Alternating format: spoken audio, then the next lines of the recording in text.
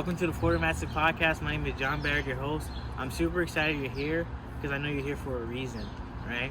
These are all my previous episodes that I dropped on audio, but now I have a YouTube channel, so please subscribe and enjoy the episodes. Thank you. For the Massive Podcast.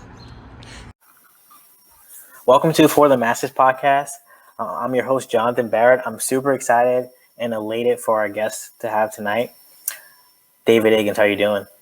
Good. Call me Puddy. Everyone else. David Puddy Agans. There you go. Dude, I'm super excited to talk to you. I know we talk a lot, but this is going to be awesome. I'm looking forward to it. Yeah, Puddy. So I'm not going to lie. When I first met you, I thought you were crazy. A lot of people think that. Dude, so how I first met you, I saw you walk through the campus square and went through the bushes. And I was like, who's this tall, slender guy that's just on a college campus walking through the bushes like he had on a mission? I was like, dude, this dude is like different. What was I doing? Remember? I don't know. I feel like you were like on the way to a meeting or something. And I just got on campus. I think me and you came the same year. Was that 2013? 2013. Oh.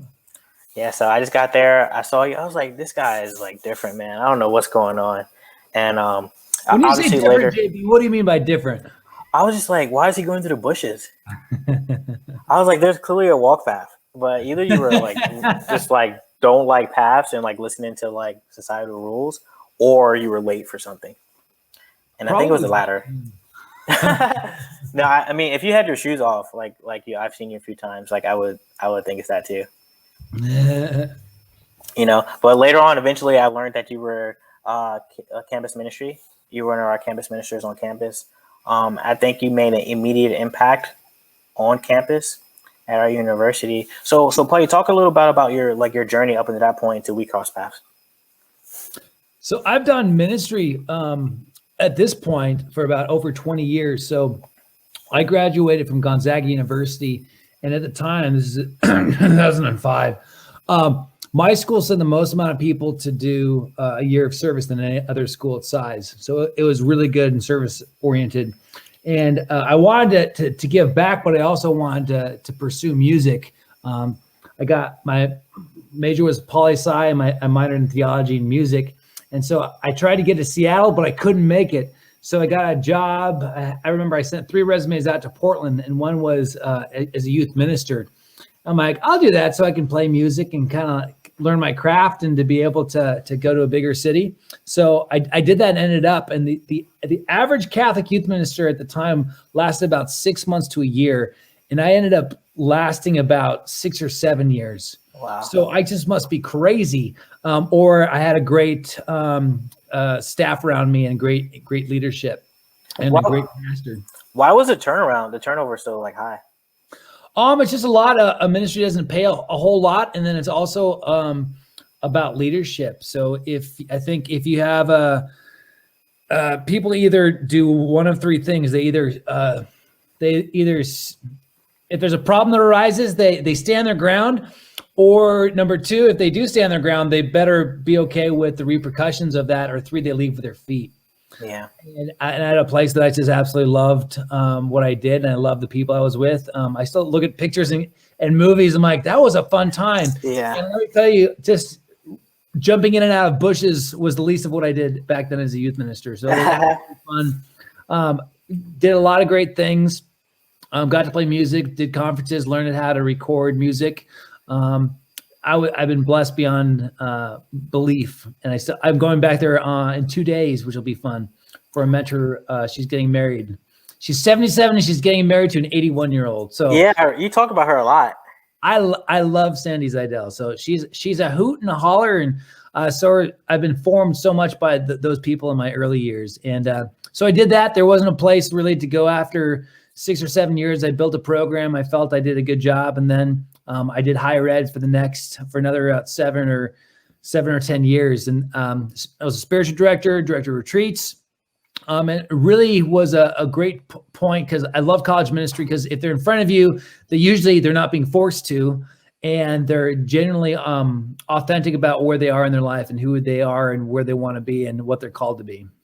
Absolutely. And so, Putty, like you were super impressionable on me and I know a few other people just because like A, you're super approachable, B, you're funny. You were giving me like more contemporary vibes too. Like you didn't give me like Catholic minister vibes, you know? You gave me like contemporary, like I play in a band, I walk around campus with my shoes off and like, I'm trying to have fun and like get to know people. Why is that? Is that just your personality or like, what like prompted you to be so like open?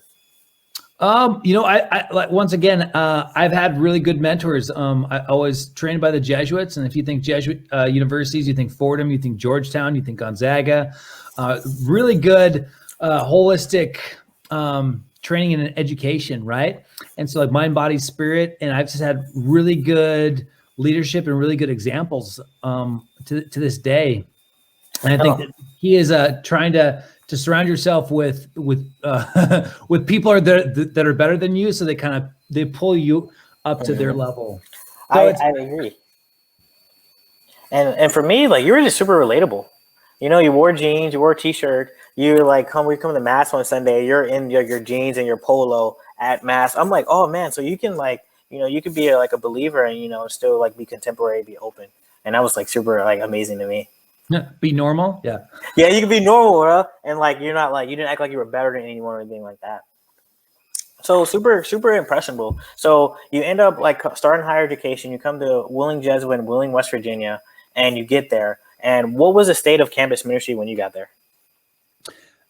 So we had a director there, and I had the opportunity to go to some other places. And there was a friend and mentor of mine, and she said the director, who's Jamie Brogan, is absolutely wonderful. So whenever you take a new job, after going to working at places that are not so great, you learn to ask what questions to ask. And one of them is, well, why is the person leaving, and who is the leadership? What is the leadership style? And my boss, Jamie Brogan, it was absolutely wonderful, absolutely fantastic. And she said he's worth his weight in gold. And when I got there, he created an environment for the people under him to thrive. And at that time, there was me, there was Colleen Ryan, there was a new Jesuit called Father Puddy, and Beth Collins in the service office, not service office, but in the Appalachian Institute. And we were just really all on fire to do great things, along with the theology department. So it was just mind, body, spirit, really good professionals, really competent people, and great leadership. And once again, even to this day, the people that I lead, I think, what would Jamie Brogan do? And he creates an environment for people under them to thrive. So kind of like, I believe it was Aristotle who talks about this, like a good leader, a good orator, and I think a good leader has these three attributes, which is one, they don't know the answer to it, but if they don't know the answer, if they're not an expert and they don't know the answer, they'll find you the answer. Number two, they have integrity. Number three, they care about you. And so I think all leaders, all communities, if you have a leader like that, if you have a coach like that, like Sean Doyle or Danny Irwin, you will follow them to the grave, just because I think those are the attributes that people love and they follow and they need. Absolutely. Those are definitely like attributes of like amazing leaders. And like all three of those guys I would go to war for. And I'm a pretty like, my temperament is pretty like mellow, but like those guys, if they told me to do something, I would do it. And Jamie Brogan, he's like just a phenomenal individual. Like, and I think like, right, he was just like amazing, and eventually we ended up both working for him, but he was just like the manager's manager, in a sense of like kind of get you to do things like that he needed you to do, but in your way, and that was phenomenal. And also how to cultivate your own gifts, So when he first hired me, he sat me down. He was like, Jonathan, your gifts are your ability of community. People want to be around you. And so I recommend you use that to, fulfill your job. Did he do anything that with you?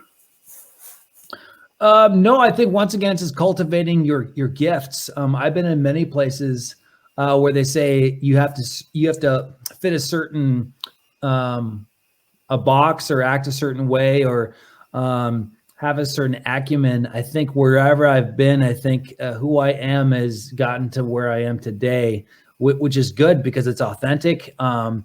It's quality. It means something. It brings people together, and it's faith-filled, and hopefully it's leading other people to God and to be the best version of themselves as possible. Well, I think it definitely does, because you look at me, like, right, I transitioned from being a peer minister to a resident minister, right, to volunteering at the local church with Micah. And then you look at like guys like me and Micah, and just like that slew of guys who was that core man club of Yeah. guys who just wanted to be there because they wanted like to understand, like, be happy and want more. And, it's okay to be vulnerable type of guys. And, Putty's there every Wednesday.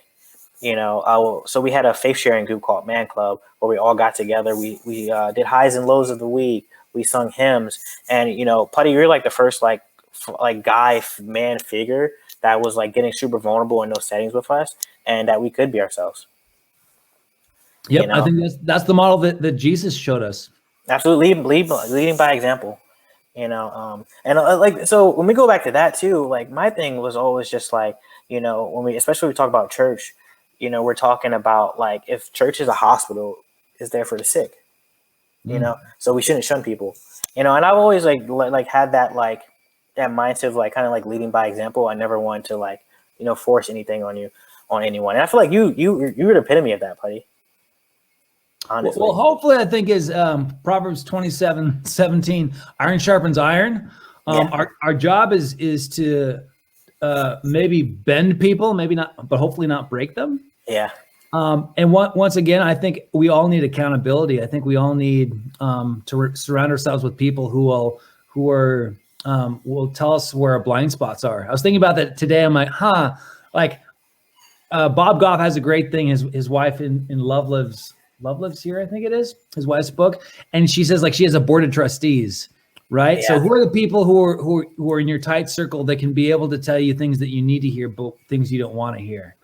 And one of my old coaches, Mark German, I think I remember him saying, he goes, it'll be a sad day when your coach stops critiquing you and stops giving you advice, because there's a moment where mentors will stop doing that. And I always fear that when they stop doing that, they stop caring.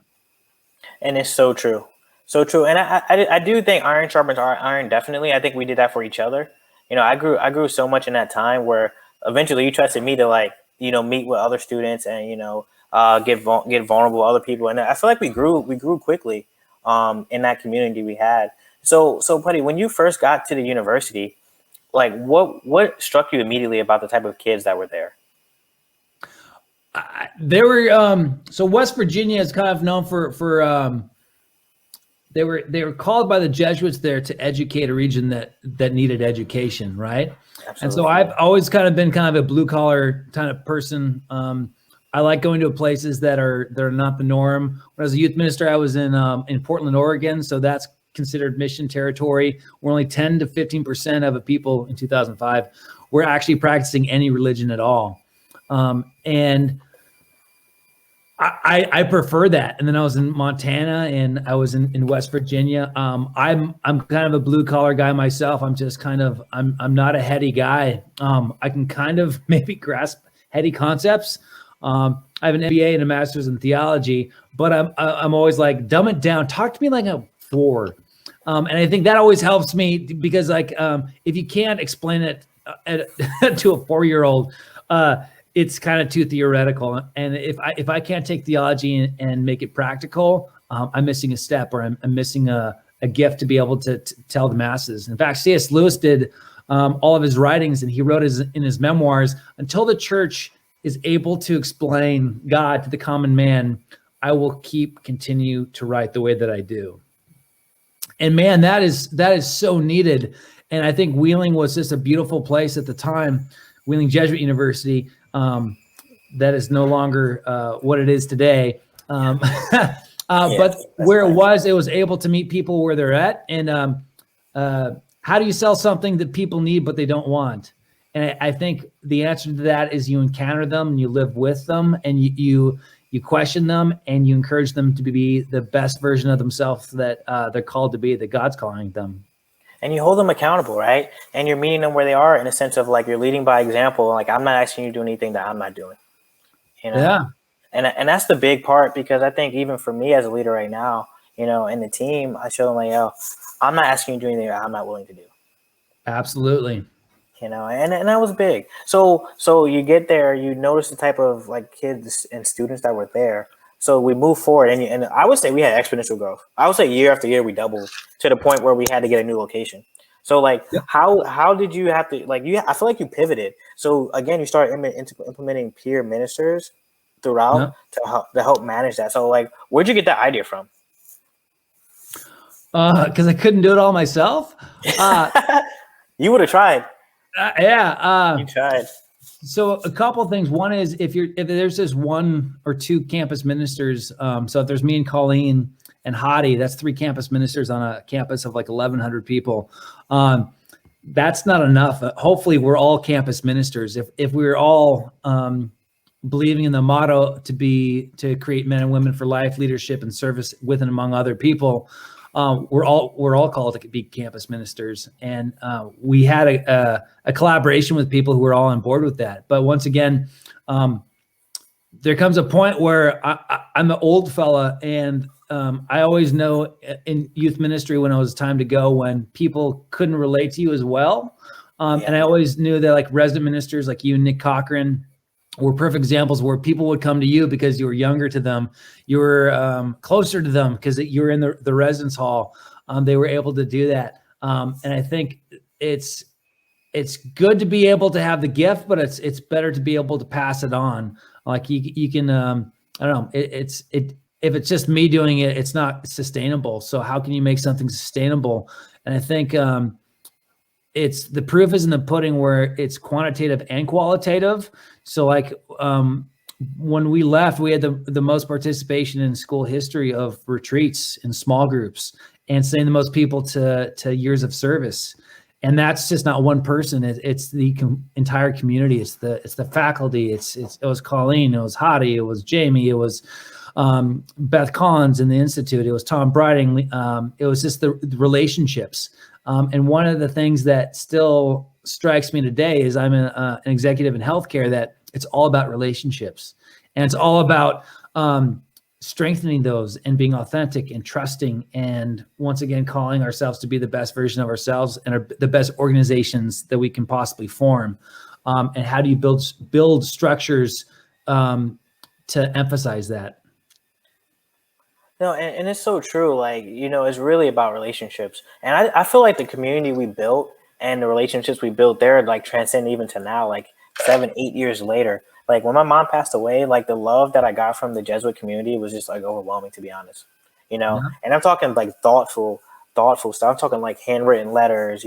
I got a bracelet from some of the cab students. Just like saying you're not alone.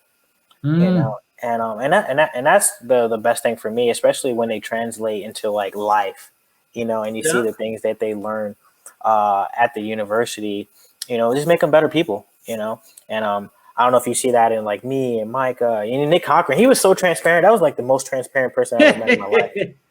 Right. I just talked to him the other day. Really? Well, we got to do a call. We got to do that would be a good person to have on a podcast. But man, there's a couple things. Like, community is so important because we are called to be in community. Like, there's a beautiful thing even from the teaching of the Catechism: the human person needs society. Society is a requirement of human nature through the exchange with others, mutual service, and dialogue with his brethren. And even like if you want to go to econ, into the world of like Adam Smith and all that, like, we need to be in interaction with people. Like, I don't have enough on my own. I have to enter into a social contract. And that's where we get like into political systems, right? Where we are stronger together. A beautiful African proverb was like, if you want to go fast, go alone. If you want to go far, go with people. Absolutely. And I think if you look at any good organization, it's building bridges and collaborations with other people. I agree. And especially if you're doing it together, because like, so me and Micah, we did a podcast, and his was more about cultivating that community and like watering the ground where you're at. And me and Micah, for Lenten prayer one year, we read a book.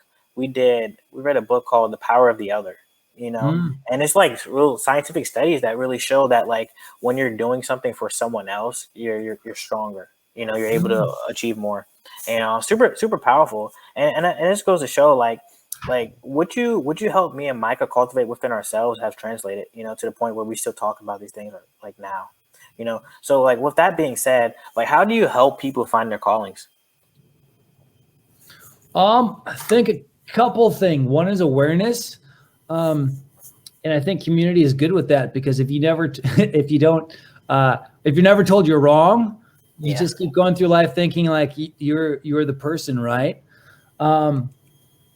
So as Keegan Driscoll would say, I'm going to put a pin in that. But to be aware of things and to course correct, like JB, I could say I'm sorry, but if I say I'm sorry and I don't do anything to fix my actions, like I don't want an apology. I want actions or behavior that's changed. So I could go and key your car and like, JB, I'm sorry I keyed your car. Or I could say, JB, I keyed your car and I'm sorry, I was angry and I'm going to go whatever shop you want me to take it to. I'm going to take it there. I'm going to make things right. So I'll just make it very a plain example. So there's a time we were on a retreat and Father Hadi had a really nice camera. And I didn't know how nice of a camera the man actually had. He had a very nice camera. What I didn't know is that he had an even nicer lens that went to the camera. So the camera is probably like $2,000, and his lens itself was probably $2,000 or $3,000. It was a lot. And long story short, I broke it. Like we were taking pictures, and he's a little slower than I am. He's like the yin to my yang. He's slow, I'm fast. Yeah. And we're like, okay, let's speed it up. We got some stuff to do. We have a retreat going on. And I broke the lens because it fell off the tripod. He goes, that's okay. I'll fix it. Like it's still broken, but I can make it work. I'm like, and long story short, it took me $700 to fix his camera. To put that in context, that was my take home after 2 weeks.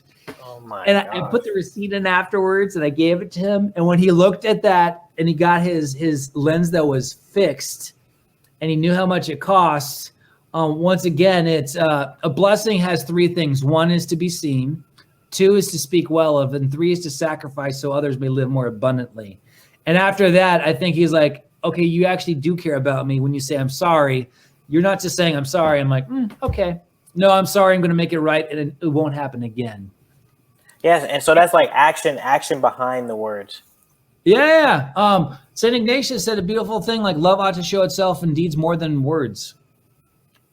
Absolutely. And I think how do you help people find their calling? I think there's three things that you can do. One is does it make you a better version of yourself? In the Catholic world, that we would say like we're all called to be saints. Said differently, we're called to be the best version of ourselves. Number two, does it bring you closer or farther away from God? If it brings you closer to God at the end of the day, that's probably where it's supposed to be going. And number three, at the end of the day, when you're tired and you're exhausted, does it bring you peace or does it bring you fear and anxiety or regret? Yeah. There's a wrestler buddy of yours, and man, he had a really good transformation, and I think it was a sophomore and junior year. Keegan at the end of the day goes like, I am exhausted. But when he was in bed falling asleep, he would say like, but it's that good peace that fills my life and my soul and my spirit. And I think once again, that points to where you're supposed to be going. It makes you happy, exhorting God. Like it's an internal peace that hits you that like you can't explain. And I think another way you get that is like being grateful, being absolutely. grateful for things that hit you, that's generosity. I agree 100%. And I think Keegan was like the best guy to like really like understand that concept because he's the type of guy like 0 to 100. So if he's going to do something for someone, he's going to do it, and that's what I love about him. That's 100% true. So how do you feel like, all right, these callings I cultivated in these individuals, like, are you happy with the end result of like them going out into the world and keep on doing things? Like obviously like Micah's doing his thing. He's doing a year of service now with his wife. Like, and that's radical faith. I told Micah, that's radical faith. You had a good situation going on, you were doing what you love, but you decided to get uncomfortable and your wife was willing to step out there with you, and I was like, I just like look up to him a lot in that aspect because he did what God wanted him to do, and he didn't know how it was going to work out, but he did it, right? Absolutely. Yeah. And man, and once again, he surrounded himself with his friend group were fantastic and phenomenal. I can't say enough good things about it, but it's also, I love this analogy of Richard, I think it's Richard Rohr, where he gives an example, like in the desert, you have all these beautiful cacti, maybe, and all these seeds fall to the earth. And it's only something like 90 or 95% of them, they all die. So only like 5 or 1% actually give life, and like the seeds actually give life to new cacti. I'm like, only like 5 or 1%? Like, that's horrible. Horrible. If you've ever been through Arizona, you will notice that there are loads and loads of cacti all over the place. So it's even like I didn't even know I made that big of a difference on you. And then you asked me to do this. I'm like, oh, that's good to know. Oh yeah. So you're just like planting seeds and you water it. And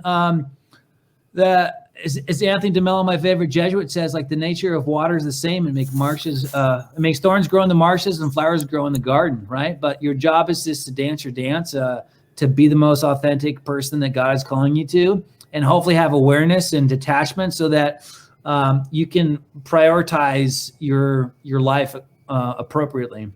Absolutely, and it's about like having faith and like being present, and and being there and meeting people where they are right now in the present. Because I feel like even with that parable, like you drop the seeds, 95% don't work, but that 5% comes the next season. Yep. And that's what it is. And I think that's what it was for us. Like our season was over there, but we're here now, and we're still in contact. Even before I make major life decisions, I call you. But it's beautiful too. Like, and good teachers and good mentors do this too, where on your team, there was something special. I think Sean Doyle kind of describes that your years there was like, there was something magical. I think it was, once again, our mission was to create men and women for life, leadership and service with and among others. And it was with and among many people at the school. We were all workers in the vineyards, and we all played our part. And like, there's a point where I don't go there, and I'd push people to the counselor. I'd push people to Colleen, and she did women's ministry, and she's one of the best people, as you know, that you'll ever meet. And it was just a beautiful collaboration of meeting where people where they are and inviting them. There's been so many people where I remember there's a soccer player I invited for 4 years to do anything, and then he led the freshman overnight, and then he went on Kairos, and his life was radically changed, and that was 4 years of just like investing. Or if you look at so many other leaders, where like you have a wonderful student, I'll brag on her, Mo Stolman, where now she's getting her PhD to continue on to help people like with in counseling. I'm like, are you kidding me? Like, that's awesome. And those are things that you don't notice, like when they graduate. You notice like 3 or 4 years later when you maybe get a little message. Or Mimi Ernest, who got her I think it was her doctorate of PT, right. And just the sheer amount of amazing work that she's been able to bring to the world of science and doctors and medicine. Like it is crazy. And once again, you don't always realize it in the moment, but you realize that maybe 1, 5, 10, 15. I have people even 20 years later, they send a message later. I'm like, oh, I didn't know that made a difference for you. So, for example, this is 2011, 2012. I'm on the way to a wedding I'm in up in Alaska, and I get this text and it said, "Puddy, I just want to let you know I kept my promise." And I was like, "Great, awesome. Who are you, and what was the promise?" I feel bad, but it was like 2011, and it's many years later. And it was a story of a person who was an athlete, and he said, "I was going to drop out of college, and you made me promise I'd graduate, and then I'd text you when I did it." And so this is my text, and I wanted to let you know that not only did I do that, not only did I graduate, but I'm like the national champion in track. I'm like, oh wow. Wow, that's so crazy. Yeah. So like, and those are things you plant those seeds about 5, 10 years ago, and then you find out what they grew into. And that's the beautiful part about it. And a trait I would say that like you help specifically with your accountability would like you help people step out on radical faith. Yep. And I think that was what Mo did, because Mo, she was undergraduate, she was like biology or something like that, or English, and then she got a master's in something else, and then she got her PhD in something else. But she was okay with that, you know. And I think just like hanging around us and the type of community we built, it was a community of like, hey, radical faith, try different things. Yeah, and even like radical love. We were on a retreat, and she goes like, "What do I do in this situation?" And I said, "Just love them." And she goes, "Oh, that's it?" I'm like, yep. Be Do that. present. See what happens, and an amazing thing happens. And not everybody's ready for accountability, right? I've been to spiritual directors where I left on day one. I'm like, nope, not ready for that. Too real, too self-revealing. That's fine. And once again, hopefully good leadership and good spiritual directors and good faith, it bends you, but it doesn't break you. And it makes you a better version of yourself. I think delightful things make for a delightful life, but self and growth are reserved for things and people that cause us pain. And I think if you can have people that help you work through that, I think you're going to be a person that gives life wherever you are. I think pain that's not transformed, it gets transmitted onto other people. That's real, because it is transferred. It's transferred. It never dies, right? No. And I agree. I agree with that. So Puddy, like with all that being said, like key takeaways from this talk would be, so do you think the end result was community building, or do you think it was investing in a lot of different people and the outcome was community? I think the outcome is to be aware of what your gifts and talents are and how you can help a community, right? So some people think faith is just independent, like it's my salvation is with my with God and me, but God calls us to community, like radical love and radical community.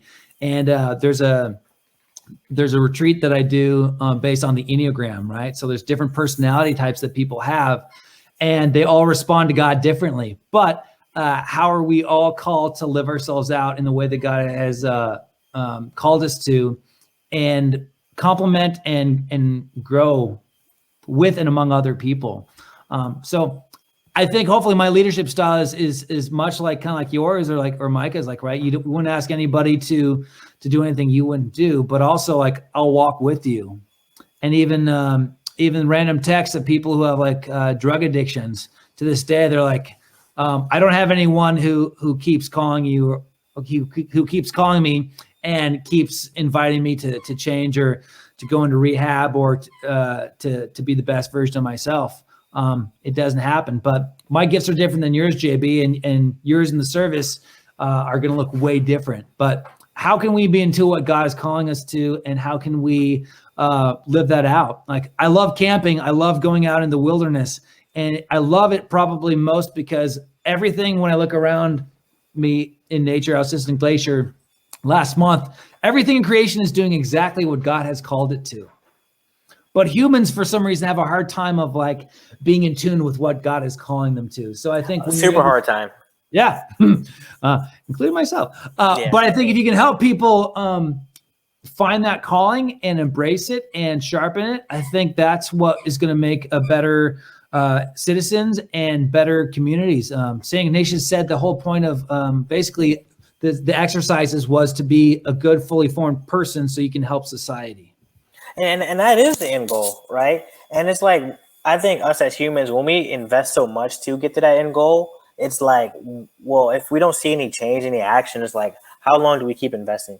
And it's like, God, just like keep doing it, keep doing it. And He showed us that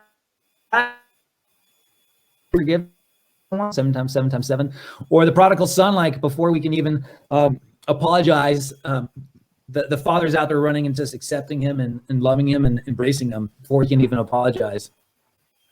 As Nick Cochran would say, the message of the gospel is, it's simple, but it's hard. It's hard. Nick Cochran, the quotable. So, yeah. Buddy, with that being said, as we close out this talk, like, what's one thing you would tell someone that's listening to this, that they want to become their best self in God? They want to go and contribute to whatever community they're a part of and meet people where they are.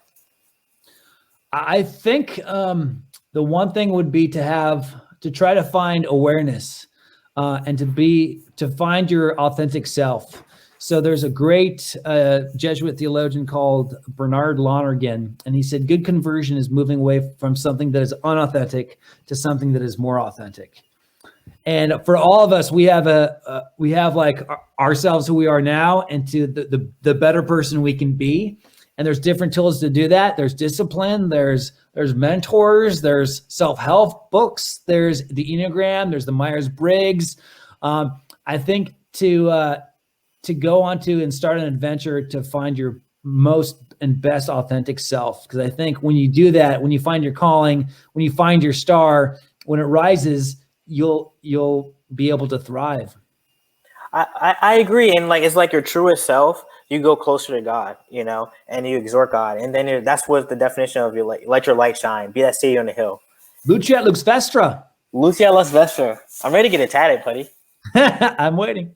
I don't know. I've been talking about that for a while now, so I don't know. So for those who are listening, so Lucia lux vestra means let your light shine. It's Latin, but and that was actually the slogan of the school at Wheeling Jesuit University. But there's of your team too. How many people got that tattooed all over the place? So many. And right. So it once again, it's that same thing. Let your light shine. Whoever you are, let your light shine in whatever way that God is calling you to do that in. Absolutely. And it's I don't think when you say let your light shine or you try to be that city on the hill, it's not like a boisterous light. You know, it's a light where people can find you in the dark, right? And you have an analogy I always remember. There's a candle in an arena and there's a light. And as you get closer, you just go down the arena, the light gets brighter. The light gets brighter. So Puddy, this is awesome. I appreciate you jumping on. Absolutely. Thanks for having me. I appreciate it. We finally made it on. So hey Puddy, where can people find you, like social media wise? After watching like The Social Dilemma, I think I deleted most of all my stuff. But you can find me on LinkedIn, David Puddy Agans, and then also on Facebook. I check that maybe once a month or something. But my LinkedIn, I check that all the time. Awesome. That's where the professionals live. There we go. Remember that. All right. Hey, thanks, Puddy. All right. Thanks, man.